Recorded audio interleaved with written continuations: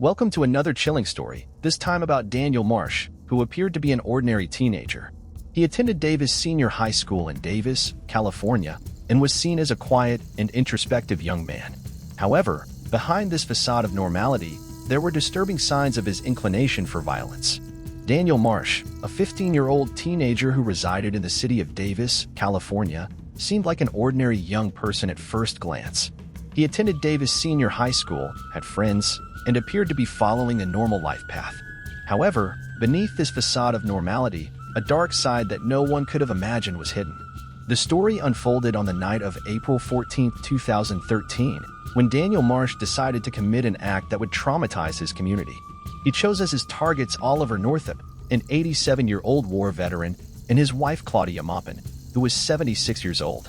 On that fateful night, Marsh broke into the elderly couple's residence, wearing gloves and a mask to hide his identity. He was armed with a knife, and what followed was a brutal attack that would shock anyone who witnessed the aftermath. The injuries inflicted on Northup and Maupin were indescribably cruel. The elderly couple suffered multiple stab wounds, leaving behind an extremely bloody and horrifying crime scene. The brutality of the attack shocked the Davis community, which couldn't fathom how something so heinous could happen in their midst.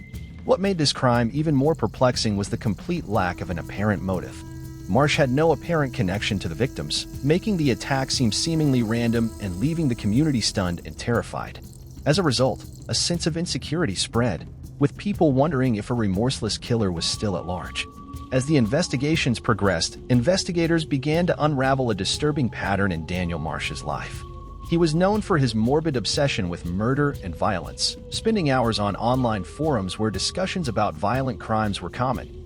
Furthermore, the police discovered a disturbing diary that Marsh maintained, where he detailed his desires to kill, his plans to commit murders, and his strange pleasure in committing such acts. Marsh described the murders as a source of power and satisfaction, revealing a disturbing lack of empathy. His diary also contained graphic details of the crimes he had committed, showing his deep connection to violence. Additionally, Marsh shared information about the murders on an online forum called 4chan, where he boasted about his actions and showed pleasure in watching the authorities trying to solve the case. As the evidence piled up, the police managed to link Daniel Marsh to the murders through DNA evidence, and he eventually confessed to the crimes.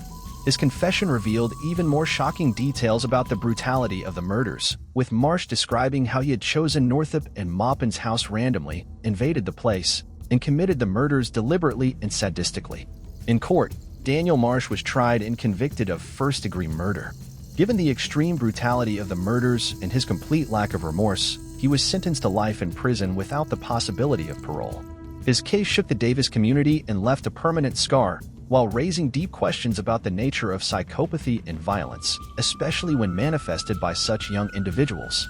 The disturbing case of Daniel Marsh serves as a dark reminder that evil can be present in seemingly ordinary people and underscores the importance of vigilance, thorough investigation, and understanding the complexities of human behavior to identify and hold such dangerous criminals accountable. The aftermath of the Daniel Marsh case also had a profound impact on the legal and mental health systems. It forced a reevaluation of how society deals with young individuals who commit such heinous acts. One significant outcome was a renewed focus on understanding and addressing the mental health of adolescents, especially those who display early signs of violent tendencies. It prompted changes in policies and funding to support mental health programs, early intervention, and counseling services for troubled youth. The goal was not only to identify and treat individuals at risk, but also to prevent them from progressing down a path of violence. The case highlighted the complexities of trying a young offender like Marsh in the justice system. The debate over whether life imprisonment without parole was the most suitable punishment for a teenager with severe mental health issues gained momentum. It raised questions about the efficacy of rehabilitation in the correctional system, especially for young offenders, and whether the system should focus more on rehabilitation and reintegration rather than simply punitive measures. In response to such cases, legal reforms began to take shape in some jurisdictions, exploring alternatives to traditional punitive measures for juvenile offenders, such as restorative justice programs and educational initiatives aimed at addressing the root causes of criminal behavior. The disturbing case of Daniel Marsh served as a catalyst for a broader societal conversation about how we approach and understand youth violence and psychopathy. It highlighted the need for a more comprehensive, compassionate, and nuanced approach to preventing, addressing, and rehabilitating young individuals who exhibit violent tendencies. Furthermore, the case left an indelible mark on the community of Davis, California, which would forever be haunted by the memory of the brutal acts committed by one of its own. It underscored the reality that evil can sometimes lurk where it is least expected, challenging our assumptions about human nature and the capacity for violence.